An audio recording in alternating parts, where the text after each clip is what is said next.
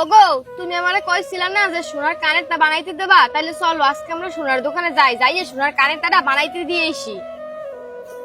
ওগো, তোমার তো চিন্তা করা লাগবে না, তুমি যে আমার মুখ ফুটকে কইছো আমার এইতেই সোনা পাওয়া হয়ে গেছে। আর আমি সোনা দিয়ে কি করবো, তুমিই তো আমার সোনা।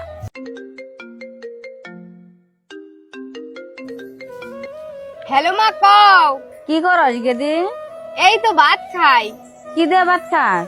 ওই একটু মাছ রাঁধছিলাম আর মাংস রাঁধছিলাম, হেই দিয়ে ভাত খাইতেছি। তাহলে ভাত খা, তোমার খাওয়ার পর আমি ফোন করুমনি। আচ্ছা মা, ঠিক আছে, আমি পরে ফোন দেবো। এখন ভাত খাই তো।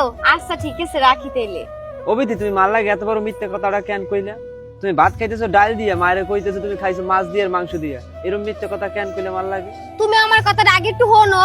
না শুনবো না, তুমি আগে আমারে কইলো মার লাগে এত বড় মিথ্যে কথাটা কেন কইলা? আমি যে কেন মিথ্যা কথা কইলাম, আমি যদি আমার মায়ের কইতাম যে আমি ডাল দিয়ে ভাত খাইতেছি হুদা ভাত, তাহলে আমার মা চিন্তা করতো। আর আমার মায় ভাবতো কি আমার মায়ের মনে হয় জামাই বাড়িতে অনেক কষ্টে থাকে, তাহলে আমার মা রাত্রে চিন্তায় ঘুমাইতে পারতো না। এর লিগেই আমি এই মিথ্যা কথাটা কইছি।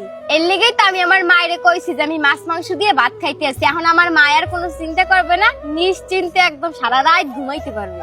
আমি মিথ্যা কথা কই বা যাই কই, আমি মাছ মাংস দিয়ে ভাত খাই বা ডাল দিয়েই ভাত খাই না কেন, আমি তো তোমার কামাই করা টাকা দিয়েই খাই। তোমার আজকে একটা কথা কই, তুমি কষ্ট পাইও না, রাগও করবো না। তুমি যে তোমার নিজের ইনকামের টাকা দিয়ে আমার ডাল ভাত খাওয়াইতেছো, এইটাই আমার কাছে মাছ মাংসের সমান। আর আমি চাই না আমাদের ঘরের কথা পরের মানুষে জানুক।